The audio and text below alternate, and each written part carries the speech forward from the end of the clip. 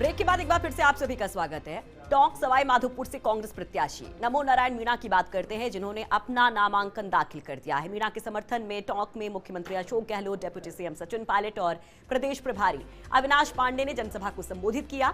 और इस मौके पर सभा को संबोधित करते हुए सीएम अशोक गहलोत ने राज्य सरकार की उपलब्धियों को जनता के सामने रखा और साथ ही गहलोत ने पीएम मोदी और बीजेपी पर जमकर निशाना भी साधा। गहलोत ने सभा को संबोधित करते हुए कहा कि मोदी ने आज तक मुद्दों पर बात नहीं की है, मोदी सिर्फ जुमलों की बात करते हैं। ये लोग सेनाओं का नाम लेकर चुनाव जीतना चाहते हैं, लेकिन हम सेना के जवानों को सलाम करते हैं। गहलोत ने कहा कि लोकतंत्र खतरे में है। कांग्रेस प्यार, मोहब्बत और भाईचारे की राजनीति करती है। राष्ट्रभक्ति के लिए ये चाहते हैं कि बीजेपी का झंडा हो। अगर ये लोग चुनाव जीत गए तो पता नहीं अगली बार चुनाव होंगे भी या नहीं।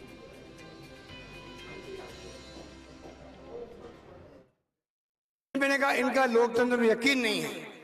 अगर लोकतंत्र में यकीन होता तो खुली आजादी होती देशवासियों को। आलोचना कर सकता है एमएलए की, एमपी की, मंत्री की, मुख्यमंत्री की, प्रधानमंत्री की, और कोई कानून उनके हाथ नहीं लगा सकता। ये है लोकतंत्र।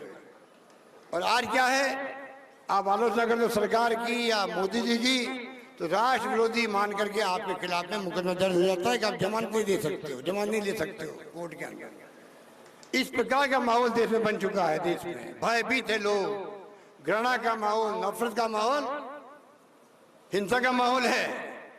मुझे याद है रात का समय था, आया था मैं यहाँ पर आपके यहाँ में घंटाघर में, भारी भीड़ थी और जो मैंने उत्साह देखा आप सबका, तो मुझे वो घोषणा करनी पड़ी कि मेरी सरकार आधा पैसा देगी रेलवे को और टोंक को रेलवे से जुड़वा के रहेंगे। ये मैंने कहा था। दुर्भाग्य से मोदी जी आए जुमलेबाजी लेके और ऐसी ऐसी बातें बोली कि मैं काला धन लेके आऊंगा विदेशों से। अभी तक 1 रुपए लेके नहीं आया। 2 करोड़ नौजवानों को नौकरी दूंगा, उन नौकरियों को पता ही नहीं है। महंगाई कम कर दूंगा, उसका कोई अता पता नहीं है। 15 लाख रुपए खाते में आएंगे, भूल गए वादा। कोई उपलब्धि उनकी रही नहीं। अरे प्रधानमंत्री किस रूप में बोलते हैं, कैसी भाषा का प्रयोग करते हैं, कैसे शब्दों का प्रयोग करते हैं। राहुल गांधी के बारे में, कांग्रेस के बारे में, कांग्रेस मुक्त भारत बना दूंगा। अरे भाई, कांग्रेस की तो चौकियां हर गांव में देश के अंदर आज भी है, चाहे सत्ता में हो या नहीं हो। कांग्रेस मुक्त की बात करने वाले खुद मुक्त हो जाएंगे, कांग्रेस कभी मुक्त नहीं होने वाली। मैं कह सकता हूँ। क्या हम लोग देशभक्त नहीं है यहाँ बैठे हुए लोग? क्या देशभक्त होने के लिए जरूरी है क्या झंडा बीजेपी का होगा वहां देशभक्ति होगी? ये कहाँ लिखा हुआ है? आज हम सब लोग ये चुनाव वोट डालकर एमपी एमएलए बनाने का चुनाव नहीं। चुनाव पहले बहुत हुए, फिर बहुत होंगे, लेकिन 2014 में जब चुनाव हुए थे तो वादा जो भाजपा के नेताओं ने किया, मोदी साहब ने किया, अमित शाह जी ने किया, वो वादा था विकास का, रोजगार का, किसान की आमदनी दुगनी करने का। ये 5 साल बीत गए, भाजपा के नेताओं से कोई पूछता है फसल के बारे में, बीज के बारे में, महंगाई के बारे में, रोजगार के बारे में, किसान के बारे में, तो कहते कि आप राष्ट्र विरोधी हो, आप देशद्रोही हो।